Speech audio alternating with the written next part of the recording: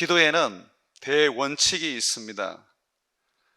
우리가 예수의 이름으로 기도하면 반드시 하나님이 응답하신다 하는 것이 대원칙입니다. 그리고 또 하나의 원칙이 있는데, 예수님의 이름으로 기도를 해도 잘못 구하게 되면, 다시 말해서 정욕으로 쓰려고 내 욕심에 의하여 구하게 되면 그 기도는 응답되지 않는다, 그렇게 성경은 가르칩니다. 이것은 야고보서에 나와 있는 말씀이에요. 야고보서 4장 2절과 3절의 말씀을 보게 되면 그 속에 우리에게 핵심적인 그런 메시지가 담겨져 있는데 이렇습니다. 너희가 얻지 못함은 구하지 아니하기 때문이요, 구하여도 받지 못함은 정욕으로 쓰려고 잘못 구하기 때문이라. 구하면 주셔요. 그런데 잘못 구하는 것은 하나님이 응답하지 않습니다. 자, 그렇지만 예외가 있습니다. 방금까지 제가 말씀드린 것은 기도의 대원칙입니다. 원칙. 그런데 하나님은 인격이시기 때문에 때로는 이 원칙을 벗어나서 일을 하십니다. 잘못 구하는데 하나님이 이루어 주십니다. 내 정욕으로 쓰려고 기도하는데 하나님이 그것을 이루어 주신다는 거예요. 왜 그럴까요? 주님께서는 기도하는 자기 백성이 잘못 구하여도, 정욕으로 쓰려고 욕심으로 구하여도 이루어 주시는데, 그 이유는 책임을 가르치기 위한 겁니다. 잘못 구하는 것, 정욕으로 쓰려고 구하는 것은 반드시 문제가 생기게 되어 있습니다. 그래서 주님은 이 문제를 책임지게 하시려고, 그래서 책임을 배우게 하려고 하십니다. 하나님의 주 목적, 우리를 향한 주 목적은 예수님의 형상을 닮게 하는 겁니다. 그렇기 때문에 우리가 바른 기도를 예수님의 이름으로 할 때 응답하실 뿐만 아니라 잘못된 기도도 예수 이름으로 할 때에 응답을 하십니다. 그래서 우리로 하여금 때로는 하나님께서 잘한 것에 대해서는 하나님이 보상을 하지만 잘못한 것에 대해서는 하나님께서 징계를 하심으로 하나님의 그 사랑과 하나님이 얼마나 우리를 사랑하시고 또 얼마나 거룩하시며 얼마나 우리가 그분을 경외해야 되는지를 하나님이 가르치십니다. 오늘 여러분들이 읽었던 말씀이 바로 잘못된 기도인데, 정욕으로 쓰려고 구하는 기도인데 하나님이 이루어 주십니다. 그래, 내가 너희 기도대로 왕을 세워주마. 그러시면서 하나님이 왕을 세우십니다. 이스라엘 백성들이 사무엘에게 가서 왕을 세워주소서 하는 것은 큰 죄악이었습니다. 그들은 하나님을 버리고 다른 나라와 같이 인간의 막강한 리더십을 가진 왕을 세워서 그 왕으로 말미암아 자기들의 나라를 세우고 싶었습니다. 오늘 말씀 한번 보십시오. 사무엘이 왕을 세우게 되면 이러한 제도가 생겨난다. 너희의 딸, 너희의 아들들이 다 왕의 신하가 되고 또 하인이 된다. 너희의 밭에서 이 소산물이 생기면 그거 갖다 바쳐야 되고, 세금도 너희는 너희의 소득의 10분의 1을 바쳐야 된다. 이전에는 그런 일이 없었어요. 그런데 왕이 생기게 되면 많은 세금도 내야 되고 자녀들도 왕의 신하로 또는 하인으로 보내야만 합니다. 그래도 하겠느냐? 이제 그렇게 사무엘이 말합니다. 그랬더니 백성들이 뭐라 그러냐면 네, 하겠습니다 라고 그렇게 말합니다. 19절 말씀 보십시오. 백성이 사무엘의 말 듣기를 거절하여, 왕의 제도를 이야기하면서 너희의 자녀들은 왕의 종이 되고 신하가 될 것이고 너희의 소득은 10분의 1을 바쳐야 하고 너희 밭에 가장 아름다운 그 과실들은 왕의 신하들에게 너희들이 다 줘야 된다. 그래도 하겠느냐? 그러니까 하겠다 그래요.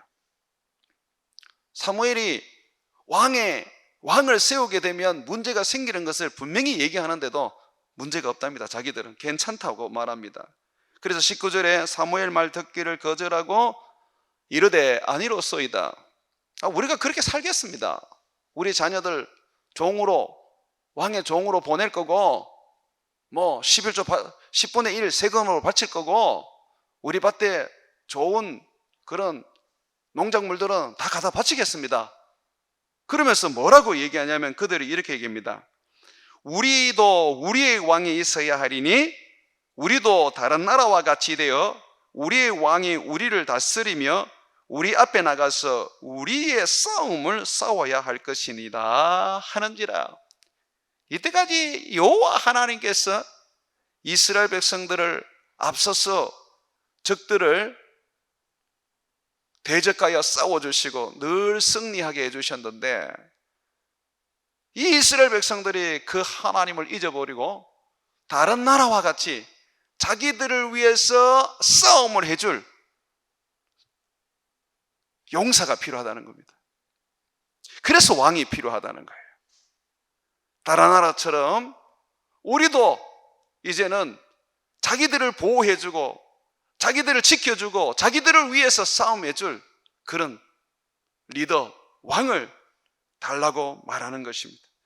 하나님께서 그렇게 하라고 말씀하십니다. 응답을 하십니다. 왕을 세워줘라. 저들이 원하는 대로. 여러분, 이렇게 왕이 세워졌지만 결국은 다윗 같은 아주 위대한 왕도 등장을 했지만요, 이스라엘 나라의 멸망은 왕 때문에 생겼습니다. 다윗의 아들 솔로몬 때문에 이스라엘은 두 나라로 분단이 되어버렸습니다. 북이스라엘과 남유다로 남북으로 두 나라로 갈라지게 되었고, 이 북이스라엘은 아합 왕에 의해서 결국은 망하게 되었습니다.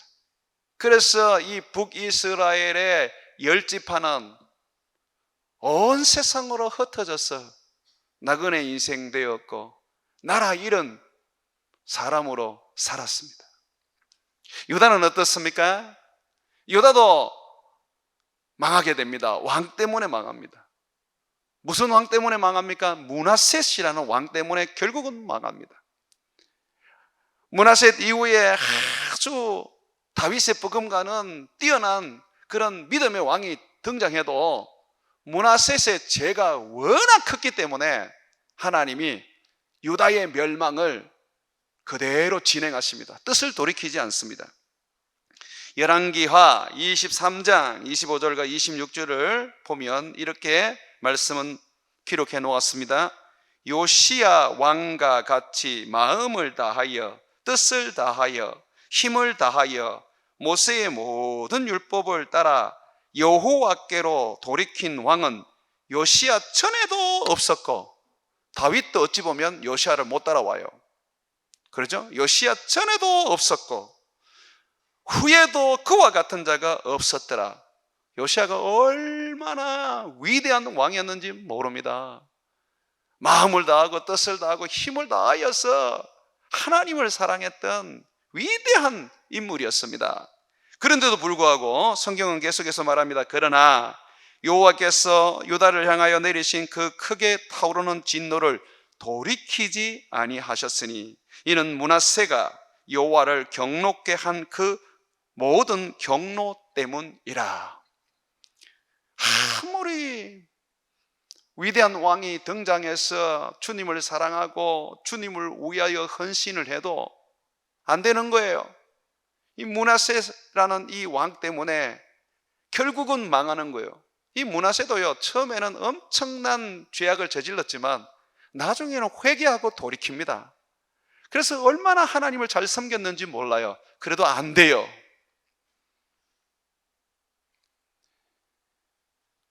이스라엘의 멸망은 왕 때문에 망했습니다.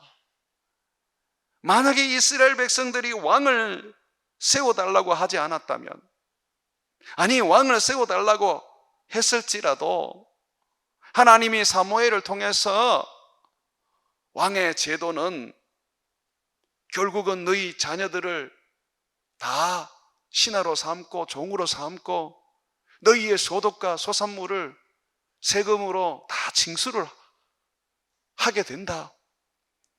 그리고 이 왕 때문에 너희는 살기도 할 것이지만 죽기도 한다. 그러니 너희가 다시 생각해라. 그렇게 말했단 말이죠. 그런데 아니라고. 우리는 왕이 필요하다고. 그래서 하나님이 그러면 너희들 원하는 대로 왕을 세워주마 하고 왕을 세워주셨어요. 다윗이라는 위대한 인물도 등장했고 요시아라는 굉장한 믿음의 왕도 등장했지만, 그러나 악한 왕 때문에 결국은 이스라엘이 망해져 버렸습니다. 여호수아로 말미암아 얻었던 가나안 땅에서 전부 다 떠났어. 아수르 제국 아래에서, 또 바벨론 제국 아래에서 종살이하며 그 땅에 잡혀가서 처참한 인생을 살았던 것입니다. 사랑하는 여러분, 하나님께서 우리의 기도에 응답하실 때에 그것이 하나님의 뜻을 구한 것인지 아니면 내 뜻을 구한 것인지 우리는 굉장히 주의해서 살펴봐야 합니다. 내 뜻을 구하고 내 정욕을 위하여 잘못 구한 것인데 하나님이 응답을 하셨다면 그것은 결국 나중에 우리의 인생에 큰 재앙이 될 것입니다. 그걸 통하여서 우리의 믿음은 새로워질 것이고 하나님 앞에 더 다가가는 그런 믿음을 가질 수는 있습니다만은, 그러나 고통의 과정을 거쳐야 됩니다.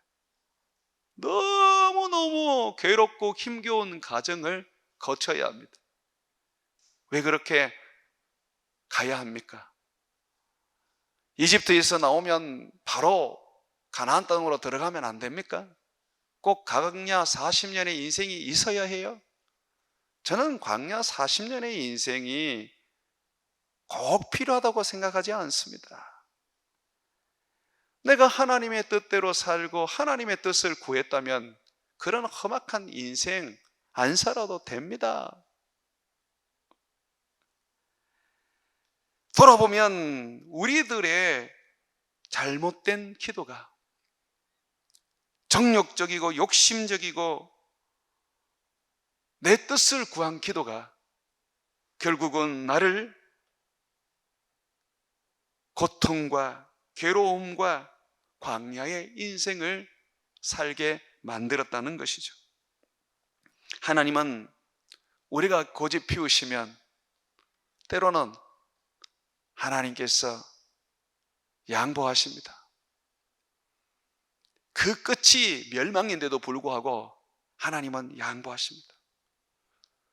모세 시대에 이스라엘 백성은 아니었지만 미디안 땅에 하나님의 선지자가 있었습니다. 발람이라는 선지자였어요. 이 사람은 아주 영적으로 깊은 사람이었습니다. 하나님을 직접적으로 대면할 정도로 능력이 있었던 사람이었습니다. 모압 왕 발락이 이스라엘 사람들이 자기 나라 주변에 있는 걸 보고 위협을 느꼈어요. 하나님은 모압을 해하지 못하게 하셨습니다. 그런데도 불구하고 이 모압 왕은 나중에 이스라엘이 자기 민족에게 큰 어려움이 될 거라는 생각을 하고 발람 선지자를 찾아가서 이스라엘 사람들을 저주해달라고 했습니다. 이 발람 선지자가 얼마나 대단하냐면 그가 저주하면 그대로 저주가 임하고 축복을 하면 그대로 축복이 임했어요. 그래서 이 왕이 발람 선지자를 모시고 와서 이스라엘 백성들을 저주하려고 했어요. 지체 높은 신하들을 선지자에게 보내었는데 선지자가 그 사람들을 영접한 후에 말을 했습니다. 조금 기다리십시오. 내가 오늘 밤에 하나님께 물어보겠습니다. 밤이 되어서 선지자가 하나님께 물어봤어요. 하나님, 모압 왕 발락이 나에게 이스라엘이라는 민족을 저주해달라고 하는데 내가 해도 되겠습니까? 그때 하나님이 말씀하셨어요. 너는 저주해서는 안 된다. 그 민족은 하나님의 민족이다. 너는 가지도 마라. 그렇게 말씀했습니다. 그래서 이 선지자가 다음날 그 왕의 사신들에게 나는 못 갑니다. 하나님이 안 된다고 하셨어요. 라고 거절을 했습니다. 그랬더니 이 선지자가 다음에는 더 높은 귀족들과 그리고 더 많은 조건을 가지고 선지자를 또 찾아갔습니다. 오십시오. 저주만 해주신다면 뭐든지 다 드리겠습니다. 이 선지자가 자기를 아주 높여주고 많은 금은 보화를 준다고 하니 이 사람이 혹 가는 거예요. 그래서 내가 또 하나님께 물어보겠다고. 그날 밤에 또 하나님께 물어보는 거예요. 근데 하나님 뭐라 그런 줄 알아요? 가라. 그 뒷부분이 성경에는 안 기록되어 있지만 아마 이런 말이 기록되어 있을 겁니다. 가라. 네가 원한다면 가라. 그래서 이 선지자가 하나님께 응답을 받은 줄 알고 다음날 나귀를 타고 이제 이스라엘을 저주하러 가는 겁니다. 그런데 이 나귀가 가다가 갑자기 바깥쪽으로 길을 틀어요. 가는 길을 틀어요. 그리고 벽 쪽으로 가서 자꾸 자기 등에 타고 있는 이 선지자의 발을 이 벽에 비비면서 안 가려고 그러는 거예요. 그렇게 3번을 나귀가 그럽니다. 그래서 이 발람 선지자가 화가 나가지고 이 나귀를 때려버려요. 3번이나 때려버립니다. 그때 이제 나귀가 말을 합니다. 성경에는 뱀도 말을 하고 나귀도 말을 합니다. 성령이 이제 입을 열어주는 거죠. 나귀가 말을 하는데 뭐라 그러냐면 나귀가 이렇게 말합니다. 왜 때립니까? 내가 이유 없이 지금 내가 귀를 틀고 벽 쪽으로 당신을 끌고 가서 발을 벽에 비볐겠습니까? 앞을 보십시오. 지금 하나님의 사자가 칼을 빼놓고 칼을 들고 지금 우리를 죽이려고 하지 않습니까? 그때 이제 하나님이 선지자의 눈을 열어주시는데 진짜 보니까 하나님의 사자가 있어요. 칼을 빼고 죽이려고 하고 있어요. 그 순간에 선지자가 엎드려서 잘못했다고 빕니다. 그리고 가지 않겠다고 말합니다. 그런데 거기에서 이 하나님의 사자가 뭐라 그러냐면 가라. 그러나 너는 내가 하는 말만 해라. 너는 이스라엘 백성들에게 축복만 해라. 그랬어요. 그래서 선지자가 가서 하나님 시킨 대로 축복만 했어요. 그런데요, 나중에 이 모압의 왕이 더 많은 재물과 더 많은 조건을 이 사람에게 들어미니까 이 선지자가 결국은 이스라엘 백성들이 하나님께 저주를 받는 방법을 가르쳐 줍니다. 그게 뭐냐면 우상을 숭배하게 합니다. 결국 그 일로 모세는 발람 선지자를 죽이게 됩니다. 이 사건을 통해서 주님은 우리에게 말합니다. 내가 가라고 한다고 해서 정말 그것이 내가 원하는 것인 줄 아냐? 내가 나귀를 통하여 3번이나 너의 목숨을 살려주며 네 눈을 열어 칼을 빼고 너를 죽이려는 하나님의 사자를 보여주었다. 네가 선택하는 것이 얼마나 위험하고 그것이 결국은 네 인생을 망하게 만드는지 너는 알아야 된다. 결국 네가 원해서 그럼 가라고 내가 허락을 하지만 그러나 거기에 대한 책임은 네가 져야 된다.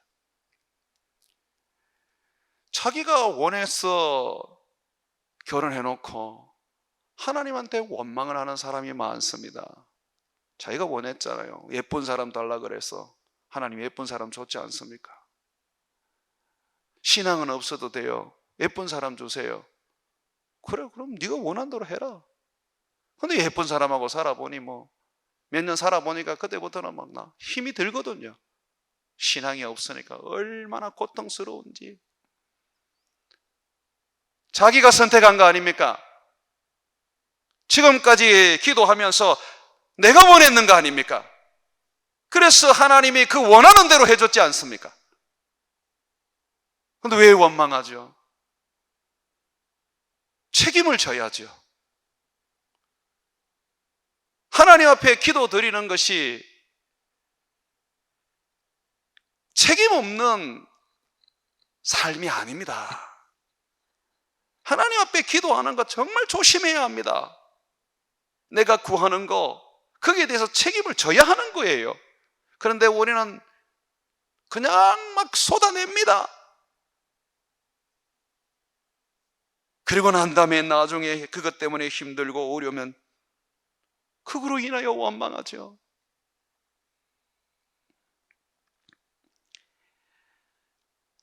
야고보와 요한 그리고 그의 어머니가 예수님께 나와서 이런 간구를 드렸어요.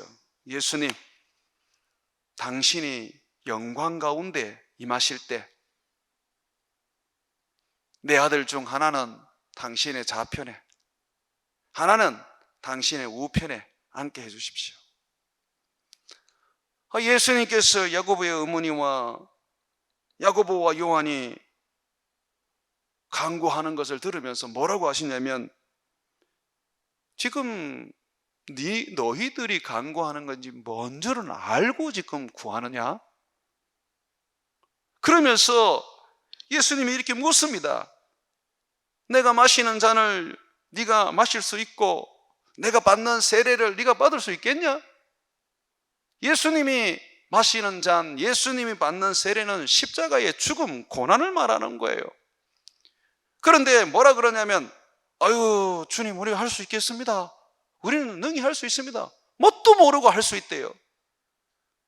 그래서 주님이 뭐라 그러냐면 그래 알았다. 그러면 너희는 그렇게 해라. 너희는 그렇게 할 수 있다. 그리고 내 우쪽이나 왼쪽이나 앉는 것은 하나님이 선택하실 거다. 이 야고보와 요한과 그의 어머니의 기도가 결국 어떻게 되었습니까? 사도 중에 가장 먼저 순교한 사람이 야고보입니다. 그리고 가장 많은 고난과 고통을 받은 사람이 요한이에요. 요한이 제일 오래 살았지만 그는 밤못 섬에 유배가 되어서 사람이 살 수 없는 그런 극심한 고통 속에 그는 살았습니다. 우리가 뭣도 모르고 기도하는 거예요. 주님, 제가 순교하겠습니다. 주님, 저 북한 땅을 열어주십시오. 내가 북한에 들어가서 복음 전하겠습니다. 북한에 들어가는 순간에 죽는 거예요. 죽을 수 있습니까? 그런데 우리는 그런 생각을 안 하는 거예요. 그냥 뭐 영광만 보이는 거예요. 그냥 뭔가 어떤 큰 그냥 축복만 보이는 거예요. 내가 받아야 될 그 고난과 내가 거쳐야 될 그 고통을 모르는 거예요.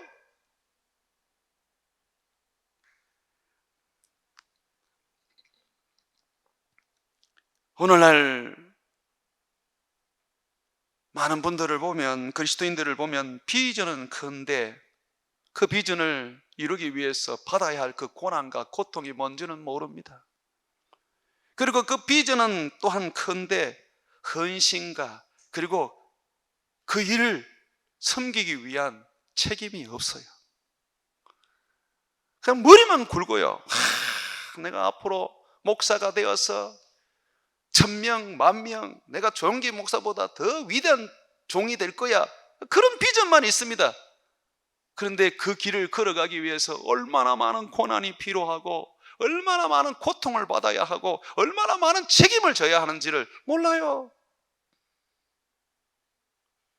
비전만 가득하고 교회 안에서 작은 일 하나 할 줄 모릅니다. 비전은 큰데 주님을 섬기는 데 있어서 그냥 말만 요람만 합니다.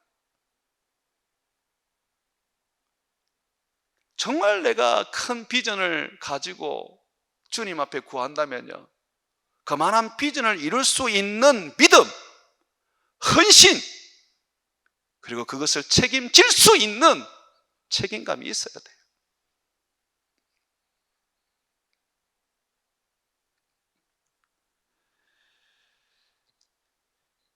그런 책임감은 한 개도 없고 그냥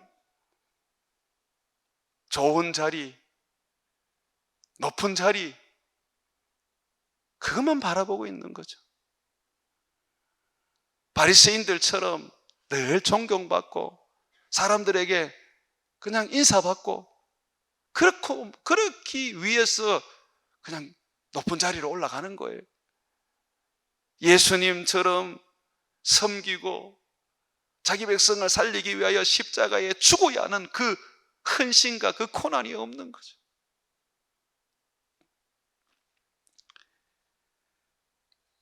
제가 신학교 들어갔을 때에 교수님들이 다 그런 얘기를 했어요. 여러분들 목사가 되어서 좋은 자가용 타고 다니고 사람들 수백 명 모인 데서 설교하는 거 꿈꾸고 이 자리에 왔다면 지금 당장 보따리 사서 집으로 가세요. 여러분들 평생 이 목회자가 된다는 것은 배고픔의 길이고 가난한 길이고 병드는 길이고 때로는 죽음의 길입니다. 그거 각오한 사람만 신학교 하십시오.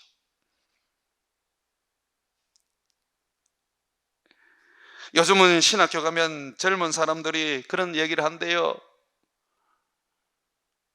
나는 사례를 얼마나 받는다. 나는 앞으로 얼마나 큰 그 교회에서 내가 목회를 하고 싶은지 아느냐. 어느 누구 하나 개척교회, 시골교회 가서 섬겨보겠다는 마음을 가지고 있는 사람들이 없어요. 그런 사람에게 하나님이 한국교회를 맡길 것 같습니까? 그들이 원하는 대로 하나님께서 그들의 비전대로 교회를 주셨다고 합시다. 큰 교회를 주셨다고 합시다. 그 교회도 망하고 자기도 망하는 거예요. 그래서 지혜자 아굴은 우리에게 이런 가르침을 줍니다. 잠언 30장 7절에서 9절에 보게 되면 내가 두 가지 일을 주께 구하였사오니 내가 죽기 전에 내게 거절하지 마시옵소서. 곧 헛된 것과 거짓말을 내게서 멀리 하옵시며 나를 가난하게도 마옵시고 부하게도 마시옵시고 오직 필요한 양식으로 나를 먹이시옵소서. 헛되고 거짓말을 멀리하고 그리고 가난하거나 부하게 하지 말아달랍니다. 왜 그렇게 하죠? 그는 이렇게 말합니다. 혹 내가 배불러서 하나님을 모른다 여호와가 누구냐 할까 하오며 혹 내가 가난하여서 도둑질하고 하나님의 이름을 욕되게 할까 두려워함이니이다. 세상에서 가장 지혜롭다고 할 수 있는 이 아굴이 우리에게 가르치는 실상입니다. 내가 부자가 되면 선교도 멋지게 하고 하나님의 일도 아주 끝내주게 할 것 같습니까? 주님 안 떠나면 다행일 수 있습니다. 돈 때문에 망한 사람 얼마나 많은 줄 압니까? 목사도 돈 때문에 망하는데 하물며 성도들이야 이 돈이 얼마나 위험한 존재겠습니까? 함부로 구하지 마십시오. 책임이 따르는 겁니다. 돈 그거 많이 생기면 뭐합니까? 솔로몬이 하나님 앞에 지혜를 구했습니다. 하나님은 그것을 기뻐하셨습니다. 그러나 여러분, 솔로몬이 왜 타락했습니까? 그 지혜 때문에 타락했어요. 나중에 여러분들이 성경을 읽어보면 알게 될 거예요. 이게 우리 인간의 현주소란 말이죠. 하나님, 나는 왕이 필요합니다.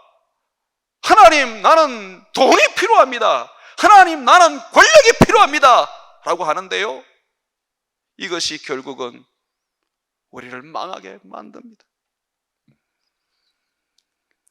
로마서 12장 3절에 보게 되면 내게 주신 은혜로 말미암아 너희 각 사람에게 말하노니 마땅히 생각할 그 이상의 생각을 품지 말고 오직 하나님께서 각 사람에게 나눠주신 믿음의 분량대로 지혜롭게 생각하라.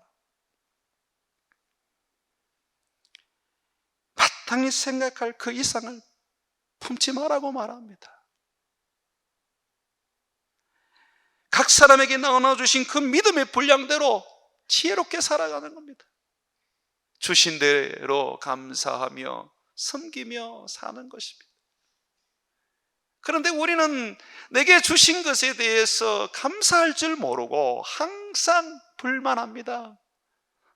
좀 더 주시지, 좀 더 높여주시지, 좀 더 크게 해주시지 라고 합니다. 그런데 하나님은 우리에게 말합니다. 너의 믿음의 분량에서 그거는 넘어서는 거야. 너 이 정도는 될 수 있지만 너 이 정도 되면 너 나를 떠나. 너 타락하게 돼. 검은 보화가 네 것이 다 되오고 땅의 모든 명예와 땅의 모든 영광이 네 것이 되어도 네가 하나님을 떠난다면 그 인생이 얼마나 처참하겠냐. 그래서 하나님이요 우리에게 응답하지 않으실 때가 많은데요, 그게 복입니다. 나를 하나님이 부하게도 하지 않으시고 가난하게도 하지 않으시고 높여주시기도 않으시고 낮추시지도 않으시고 하나님께서 적당하게 나에게 복을 주시고 은혜를 주시는 것이 그게 얼마나 값지고 영광스러운지 모릅니다. 이 세상에서 높아지면 얼마나 높아지고 낮아지면 얼마나 낮아지겠습니까? 부자는 천국에 못 들어갑니다. 과신하지 마십시오. 나는 들어갈 수 있다. 그런 생각하지 마십시오. 우리는 하나님 앞에 나아갈 때에 항상 무슨 청구서를 가지고 나옵니다. 또는 어떤 계획서를 가지고 나옵니다. 우리 젊은이들 같은 경우에는 비전을 적어서 가지고 나옵니다. 근데 여러분, 그게 옳은 게 아니에요. 하나님 앞에 나올 때는요, 신부터 벗어야 돼요. 그것이 우리 주님이 우리에게 가르치는 겁니다. 모세는 이집트의 왕자로 있을 때 그의 나이 40에 이스라엘 백성들을 구원해 보려고 했지만 실패하고 도망자가 되었습니다. 그가 나이 80에 되어서 시내산에 임재하신 하나님, 뜰기나무 가운데에 불로 임하신 그 하나님을 배웠을 때 하나님이 그에게 가르치셨습니다. 모세야, 너는 청구서부터 가져오지 말고, 계획서부터 가져오지 말고, 네 꿈이 이렇다고 그거부터 가져오지 말고 신부터 벗어라. 신부터 벗어라.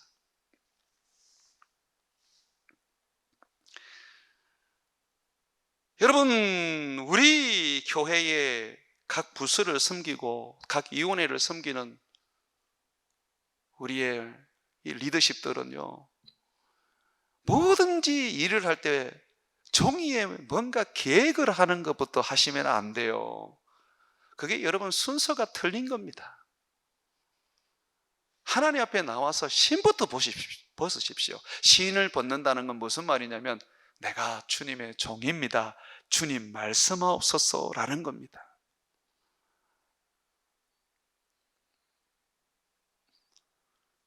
우리 김지성 목사님이 어린이 부를 이제 맡아서 사역을 하는데 날 며칠 동안 열심히 어린이 부 계획을 잡더라고요. 얼마나 열심히 일을 하는지 그 모습 보면 여러분들 얼마나 흐뭇하시겠습니까? 밥이라도 사주고 싶으시지 않겠습니까? 그러나 저는 뭐라 했어요? 왜 너는 하나님 앞에 나가는데 왜 종이 쪼가리부터 들고 나가냐? 신부터 벗어라. 주님 앞에 엎드려서 주님, 주의 종이 여기에 왔나이다. 나에게 무엇을 시키시겠습니까? 주님이 말씀하시면 내가 그대로 하겠습니다. 그것이 필요하지 않느냐고 제가 말했습니다.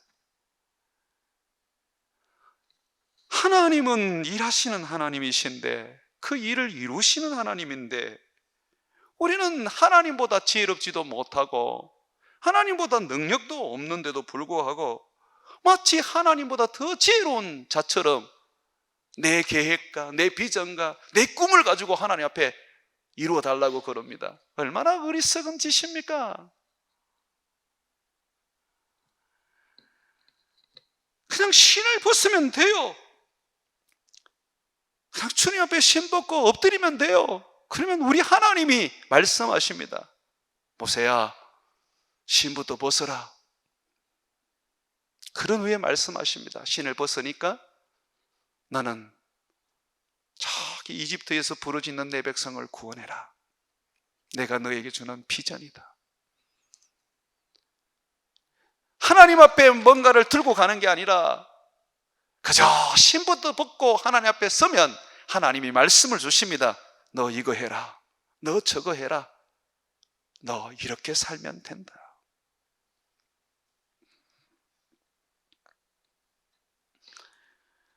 하나님은 살아계시는 분 아닙니까? 우리가 하나님 앞에 엎드리기만 하면 하나님은 우리에게 말씀하십니다. 저도 20대에 참 많이 답답해하고 힘들어 했습니다. 아버지의 빚도 갚아야 하고 자녀들도 키워야 하고 그럼에도 불구하고 신학대학도 다녀야 하고 또 사역도 해야 되고 일도 많았고 뭘 어떻게 해야 되는지 알 수도 없었고 또 앞날이 깜깜했습니다. 내가 뭘 어떻게 해야 되지? 참 답답하더라고요. 그럴 때마다 제가 제자들 모아놓고 밤마다 아파트 그 거실에서 기도를 했습니다. 기도를 하는데 제가 이렇게 기도를 했습니다. 하나님, 제 앞귀를 좀 말씀해 주십시오. 주님이 원하는 거 말씀하십시오. 제가 순종하겠습니다. 한 번도 저는 하나님 앞에 내가 이렇게 살겠습니다, 나는 이렇게 하겠습니다라고 말한 적이 없어요. 주님이 죽으라면 죽겠습니다. 주님이 살으라면 살겠습니다. 주님이 선교사로 가라면 선교사로 갈 것이고 시골로 내려가라면 내려가겠습니다. 주님 말씀해 주십시오. 그렇게 주님께서 기도하는 저에게 말씀을 해주셨을 뿐만 아니라 때로는 말씀을 주시지 않아요. 그런데 하나님이 나를 이끌어 가셔요. 근데 하나님이 그 이끌어가는 그 길들을 보게 되면요, 내가 한 번도 생각지도 못하는 그런 일들을 하십니다. 내가 종이 쪼가리 들고 하나님 앞에 이렇게 살겠습니다, 나 이렇게 살게 해 주십시오 라고 한다면요, 그거 정말 어리석은 겁니다. 하나님은 더 크시고 더 지혜로우시기 때문에 하나님은 우리가 알지 못하고 깨닫지 못하고 보지도 못했던 일들을 하나님은 우리에게 주시고 이끌어 가십니다.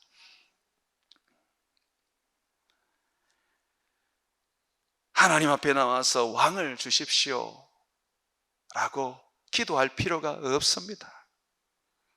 그저 주님 앞에 신부도 벗고 주님 말씀하십시오, 우리가 주님 따라 살겠습니다. 아무 말 없으면 그냥 그대로 아무렇지 않고 살면 되잖아요. 하나님이 뭔가 말하면 그때 일을 하는 거죠. 그게 종 아닙니까? 교회의 1년 계획을 12달 만들어 놓고 막 해가는 거, 그거 좋은 거 아닙니다. 하나님이 잠잠하시면 가만히 있어야죠. 하나님이 잠잠하시는데 바지 목사인 내가 뭐 한다고 설쳐되겠습니까? 그러나 하나님이 갑자기 일을 시키시면 그때는 일을 해야지요. 그것이 어떻게 목회만 그러겠습니까? 여러분 인생도 마찬가지 아닙니까? 하나님이 때로는 우리를 잠잠하게 두실 때가 있습니다. 그러나 하나님은 때로는 우리에게 일을 시킬 때가 있습니다. 우리는 그것을 깨닫고 알아야 됩니다. 그래야지 그 사람이 하나님 앞에 쓰임을 받는 것입니다. 사랑하는 성도 여러분, 예수님은 어떻게 사셨습니까? 예수님도 자기 생각이 있고 자기 뜻이 있었지만 한 번도 그대로 하지 않으셨습니다. 십자가에 못 박혀 죽으실 때도 자기는 원치 않았습니다. 그러나 아버지여 내 원대로 마옵시고 아버지의 뜻대로 되기를 원한다면서 자기를 복종시켰습니다.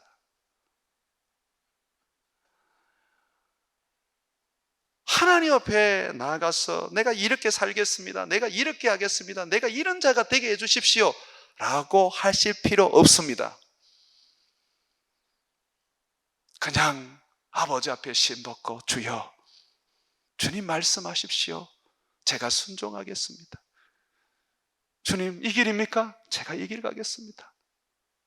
주님 제가 이 하던 거 중단할까요? 예, 중단하겠습니다.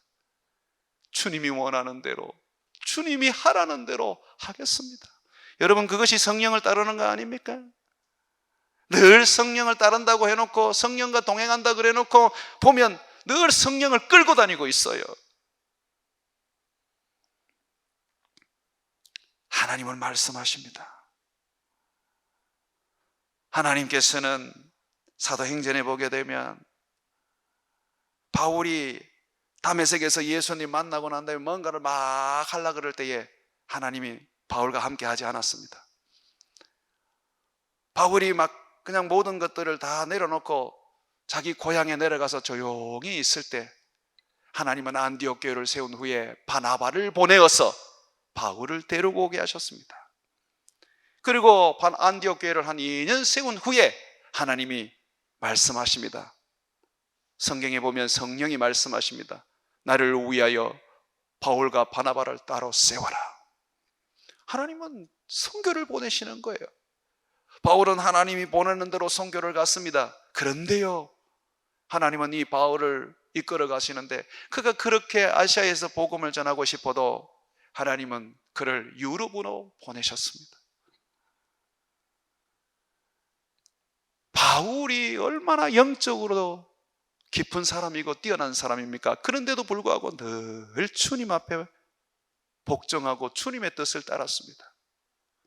생각이 앞서고 내 꿈이 앞서면요, 인생 다 망칩니다. 그리스도인은 그렇게 사는 게 아닙니다. 성령이 말하는 음성을 들으십시오.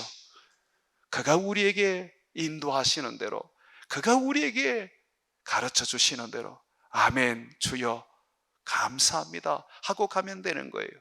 그래서 예수 믿는 사람은 성령의 생각을 해야지 지 생각을 해서는 안 됩니다. 사랑하는 여러분, 왜 우리의 잘못된 기도를 하나님이 이루어 주십니까? 우리로 하여금 책임을 가르치기 위한 것입니다.